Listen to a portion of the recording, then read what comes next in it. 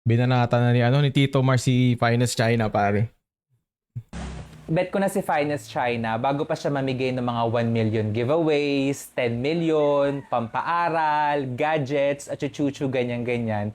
Minsan nga dumating pa sa point sa TikTok, yung mga pinopost niyang contents, nagko-comment pa ako dun sis. Kasi nga alam mo yun, parang feel na feel ko talaga, parang natutuwa ako kung paano niya itrato yung pamilya niya, yung mga mahal niya sa buhay, yung mga kaibigan niya, yung mga tao sa paligid niya. Like, bibili siya ng ganitong klaseng gamit, tapos sabay ipapadala niya dito, bibigyan niya yung mama niya ng van, mamahaling kotse. Yung mga pinsan niya, pag nawawala ng cellphone, pupunta sila sa Green Hills, bibili sila ng ganitong klaseng cellphone na magaganda, tapos bibigyan ng camera. Tapos nung Pasko, alam mo yun, yung bibigyan ng mga aginaldo 20,000, 10,000, 10,000, di ba? Kaso nga lang nitong lately, yung panay giveaways niya, 1 million, 10 million, mga pampaaral, gadgets, medyo na-curious ako sis. Totoo Ayan ba na, talaga pare. na Ayan na. nagbibigay siya Ayun na. Tingnan mo, pakinggan nyo to. May point din to sa eh. mga tao sa paligid niya? Totoo ba yung mga challenge na ina-accept niya sa mga TikTok accounts na mukhang dummy naman? At nalaman ko hindi lang pala ako yung Ako rin, hindi ko sinasabi yung peke, pare. Pero napapaisip din ako kung totoo yun eh. Kasi kung ikaw magbibigay ka ng 1 million, syempre, doon sa binigyan mo ng 1 million, dahil ang content mo nga is mamigay online, dapat hiningan mo ng video yung tao na binigyan mo ng 1 million. And ikaw naman na binigyan ng 1 million, dapat binigyan mo man lang ng video para patunay na legit yung nagbibigay sa'yo. nagtataka. Kasi nag-check din ako sa online world ng mga chismis. Marami rin pala taong nagtataka kung bakit ganun daw siya kayaman, kung totoo daw ba na binibigyan niya ng 1 million, 10 million, pera, gadgets, pangpaaral, yung mga comments na pinopost niya sa TikTok. Hindi kasi natin alam. Pero malay mo naman nagbibigay. Kung nagbibigay talaga siya, good job, man. Good job. Napakabait niya. Kaso, kailangan... Di ko alam kung masama siya kasi kung hindi siya totoo, niloloko mo yung follower mo. Kung totoo siya, mabait ka talaga. Dito sa Facebook niya. So, nung nakaraan, gumawa ako ng content. January 28 yun eh. Parang more or less mag-iisang linggo na siya hanggang ngayon. Nakita ko yung content sa TikTok. May isang babae na nilalapit yung nanay niya kay Finest China. So, in-upload ko na dito sa Facebook. Tapos maya-maya biglang nag-comment Tignan mo yung caption niya, pare. Inahamon niya talaga. Sana mapatunayan mo ngayon na tunay ka, Finest China. Ito yung nag-post kasi ng na parang kailangan ng nanay niya ng pampagamot. So binibenta yung lupa. Ngayon, tinag ni Tito Mars si Finest China. Tapos nag-reply ata. Hindi ko lang sure kung pinangakuan. Ngayon, kung pinangakuan ni Finest China, hindi ko kasi sure eh. Kung pinangakuan, sana man lang tinupad niya. Yun lang naman yun, pare. Totoo naman na hindi niya obligasyon magbigay online or hindi. Nagiging mali lang yun pag pinangakuan mo. Doon lang nagiging mali. Para sa akin, pare. si Finest China dun sa video ko, sabi niya, ano daw ang pwedeng gawin para makatulong. So, syempre ako, natutuwa ako kasi nga, alam mo yun, parang yung message na punta na sa kanya, baka naman posible na tulungan niya na tong si ating nangangailangan, baka naman pwede na siyang makipag-coordinate kay ate, para alam mo yun, at least ma-check man lang, or para matignan niya kung gusto niya ba yung binibenta, gusto niya ba yung lupa, and all. Tapos mga kinabukasan ng mga comments na ginagawa ko, nagtataka ako kasi yung ating humihingi ng tulong kay Finest China, panay comment pa rin sa akin sa mga reels na ginagawa ko, sa mga videos na ginagawa ko daily. Sinasabi niya na parang wala pang update sa kanya si Finest China, hindi pa siya ni-reach out, parang walang paramdam, at chuchu, ganyan-ganyan. So kaninang umaga, piniem ko to si ate. Kasi nga palagi na lang siya sa akin nagre-reach out. Good evening po. Salamat sa pag-share ng video ko po sa TikTok. Good day, M. Nag-reach out na po ba kayo kay Miss Finest? Baka hindi pa ho kayo natutulungan kasi hindi nyo pa ho na may message o nagawa nyo na ho. Wala naman ako magagawa kasi wala naman akong pera. Hindi naman ako ganun kayaman ni Finest China. Tinag ko na rin si Finest China dun sa mismong video ko. Sabi ko, Mima, any update? Kaso nga lang sis, wala. So ang ginawa ko, inask ko si ating may-ari ng video kung pwede ko ba siyang i-video call para alam mo yun, matanong ko sa kanya kung may nag-reach out na ba sa kanya, kung nag-reach out na ba siya kay Finest China, kung meron na bang tulungang naganap from Finest China. Papakita ko sa inyo yung conversation namin, video call, kayo na yung humusga. Hi, Ate Chi. Siya yung sa TikTok. Binidyohan kita kasi lagi kang Iko-comment, nakikita ko sa mga reels at sa mga video. And syempre ako ate, yung totoo sa totoong buhay, concerned din naman ako kasi nga, kinontent ko ngayon kasi feeling ko talaga, alam ko naman talaga na parang kailangan nyo rin ng pera, ganyan-ganyan. Kung kahit yaman lang ako ni Finest China, tinulungan ko na kayo, kaso nga lang hindi. Nung 26 pa yun, di ba? January 26, tama ba? Yes Yung, po, yes po. yung date na 23 pa. pinost natin yun. Tapos, nakita ko rin talaga, Ano bang context niya? Ang context pare, nag-post nga to, nanghihingi ng tulong kasi yung nanay niya kailangan ng pampagamot. So, binibenta niya yung lupa, kaya niya pinost sa TikTok. Ito naman, shinare, ginawa niya ng content, tapos sinag niya si Finest China. Si Finest China naman nag-comment, paano po makakatulong? Kanina pinakita first time ko lang din makita Tapos yun, ito na. Ito na yung kasunod. na nag-comment talaga si Finest China doon. Tapos parang nung time kasi in-screenshot ko siya ate, parang nasa around 3,000 likes pa lang yun na nag-comment siya dun sa video natin. Tapos nga, nung nakaraan, nag-comment ka ulit sa Reels, nakita ko, di ba? Tapos nag-respond ako dun eh. Tinag ko si Finest China, sabi ko, Mima, update. Tapos parang hindi ata siya nag-respond. Chinecheck ko din yung comment sections ko, tsaka yung mga messages ko na filtered. Wala siya. Sa wakas, Tito Mars, may maganda kang video na nilabas. Actually, sa lahat din ng video niya, medyo dito ako okay. Okay, bati tayo ngayon. Isang message doon and all ganyan-ganyan. Kasi ang punto niya lang naman, magbigay ka ng ebidensya. Pero kasi, ang ano kasi dito, hindi naman kasi kumbaga, ano naman kung hindi patunayan sa'yo ni Finest China. Yun lang naman yung magiging bato sa kanya na tao dyan eh. Pero hindi ko siya na-reach out directly.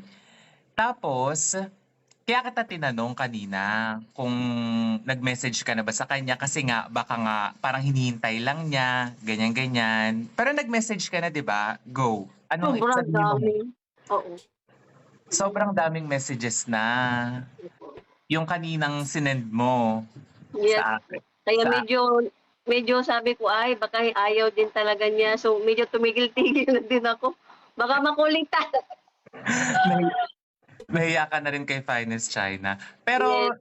naniniwala ka rin naman talaga kay Finest China na tumutulong din siya sa ibang mga tao, di ba? Yes po, kasi nakikita ko yung mga Parang may hinihintay siyang sagotero. Ganyan. Pero naniniwala ka rin naman talaga kay Finest China na tumutulong din siya sa ibang mga tao, di ba?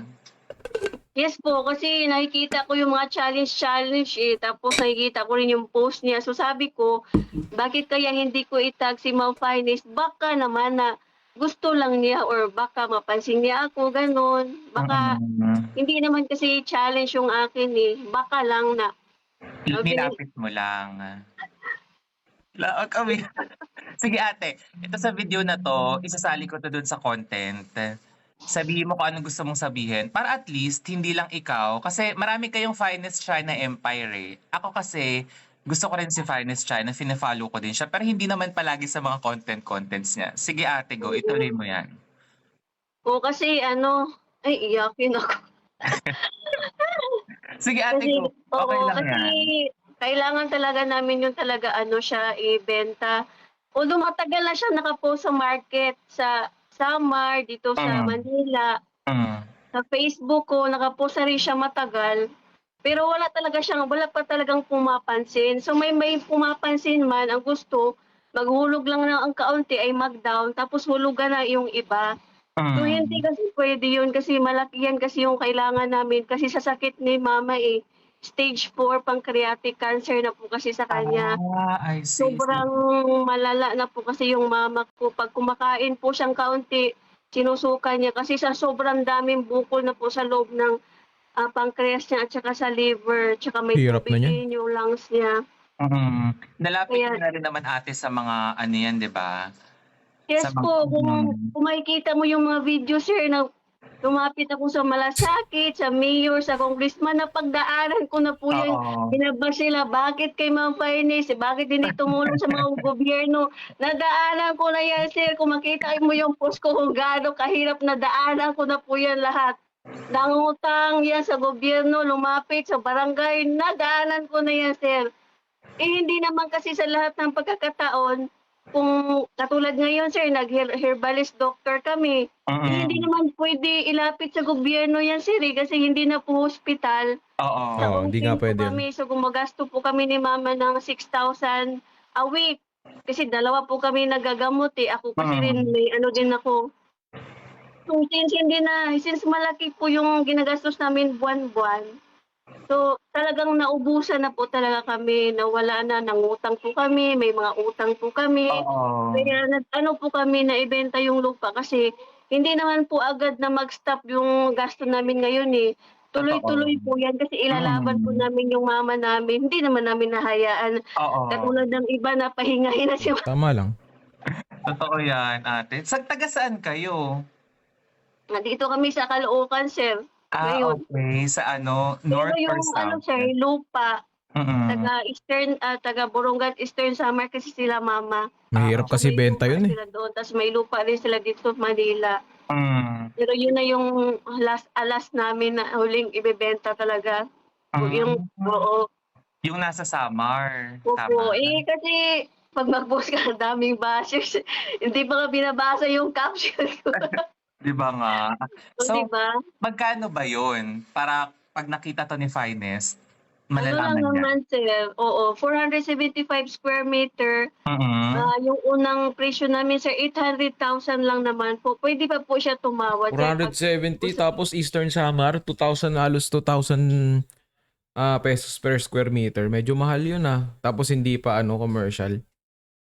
Medyo mamamahalan talaga. Kung niya sakali, malapit, highway lang yun, sir. Malapit pa yun sa dagat. Oo. O kaya pag meron siyang mga tanong si Miss Finest, Opo. pwede kanyang i-contact directly, di ba? Para at least, Yes, alam mo sir. yun, Oo. pwede siyang magpa-visit sa mga kamag-anak niya dyan sa lugar nyo, kung nasa ibang bansa man siya, di ba? Oo. Thank you, ate. Ate, hindi ko mapapromise na, Sige, okay lang po. na alam mo Oo. yun, na makakarating to sa kanya. Pero hopefully, isasama ko tong video natin na to sa content na gagawin ko para pag na-post, itatag natin siya. Thank you, ate, sa time mo. May gustong feeling ko hindi, feeling ko lang kasi hindi naman talaga concern ni Tito Mars kung ano yung kung peki o totoo si Tito Mars Pero may nafe-feel akong something dito kay Tito Mars God bless you. Sana po. Makasakali lang naman. Huwag Yes. nila ako i-bash. Totoo. Wala namang masama, Oo. di ba? Tsaka, Wala. dead man tayo sa mga bashers na yan. Like ko sinasabi yan. Dead man tayo sa kanila. Sobrang iyakin ko talaga konting bash umiyak. Sige, ate. Bye-bye. Salamat po, Tito Thank you. Mars. Nakapalo na po kami lahat. Thank you po. Bye. Medyo mahaba-haba yung chikahan namin, no? Umabot ata ng 5 or 6 minutes. Medyo nakakalungkot lang sa part ni ate. Kasi alam mo yon, feeling ko kasi umasa na siya na kahit papano pwedeng ma-check, may posibilidad na matulungan na sila ni Finest China.